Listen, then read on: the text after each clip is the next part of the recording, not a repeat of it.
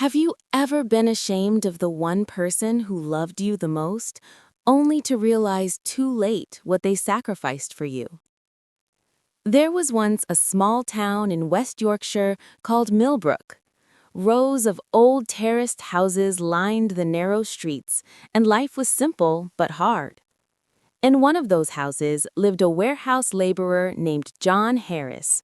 He worked long shifts lifting heavy boxes, coming home exhausted but never complaining.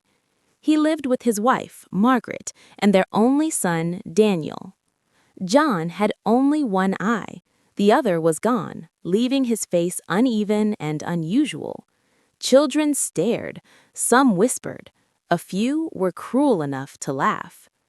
Daniel noticed every look.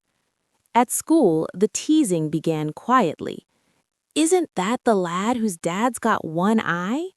Looks proper scary, doesn't he?" Daniel pretended not to care, but inside he burned with embarrassment. One afternoon, boys were playing football on the estate. "Don't play here," Daniel snapped. "You'll smash a window." One of them scoffed. "Shut up, mate. Nobody asked you." Another muttered, "Bet his weird dad told him to say that." They laughed. Daniel walked home furious. That evening, Margaret called from the kitchen. "Tea's ready, Daniel. Sausages and mash." "I'm not hungry," he replied sharply. Later, his anger exploded. "All my mates laugh at me because of Dad. I hate the way he looks." Margaret's voice turned firm. "That's enough. He's your father." Daniel stormed upstairs. That night, when the house fell silent, John sat at the kitchen table and quietly slipped a pound coin into an old biscuit tin. "How much have you saved now?" Margaret asked softly. "Nearly 300 pounds. You should use it for surgery." John shook his head. "No, it's for Daniel's university fees. He'll have a better life than us." "He doesn't understand your love," Margaret whispered. "He'll will one day," John replied gently. One morning, Daniel rushed to school and forgot his packed lunch. Margaret handed it to John. "Please take it to him. He doesn't like me coming near the school. Still, he'll need it." John waited outside the school gates. When Daniel saw him, his face flushed with shame. "How many times have I told you not to come here? If they see me, they'll take the mick out of me." "I just brought your lunch, son." "I'd rather go hungry. Don't ever come again." John nodded quietly. "All right." Years passed.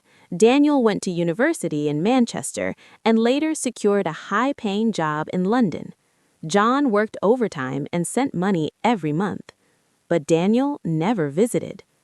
One day, John discovered by chance that Daniel was married and had a little daughter, living not far away. No one had told him. With trembling hands, he knocked on Daniel's door. A little girl opened it. She screamed at the sight of him. "Mommy, there's a scary man!" Daniel rushed over. "What are you doing here?" he said coldly. "Even my daughter's frightened of you. Just leave us alone." "Your mom wanted to see you." "Don't come back." John walked away without another word. A few weeks later, Daniel met an old friend. "Your dad came to see you," his friend said. "So?" "So? That man worked double shifts for your education, and you're ashamed of him?" Daniel said nothing. "If you want to call me your mate, go see your parents first." Those words stayed with him. That evening, Daniel drove back to Millbrook. "Mom, where's Dad?" Margaret's eyes filled with tears. "He passed away a week after he came to see you." Daniel felt his chest tighten. "There's something you never knew," she continued. "When you were 3, you were playing football outside. The ball struck your eye. The doctor said you'd lose it forever." Daniel froze. "They said only a transplant could save your sight." Margaret's voice broke. "Your father gave you his eye. He chose to live half blind so you could see. The room felt heavy. Every cruel word, every moment of shame, every time he had turned away, and the man who loved him most had never once defended himself. Daniel collapsed in tears. He brought his mother to live with him and cared for her devotedly, but regret stayed with him for the rest of his life. Because sometimes the people we are embarrassed by are the very ones who are holding our world together. If this story touched your heart, take a moment today to call someone who loves you. Tell them you appreciate them while you still can. And if you believe parents' sacrifices should never be forgotten, share this story so someone else remembers too.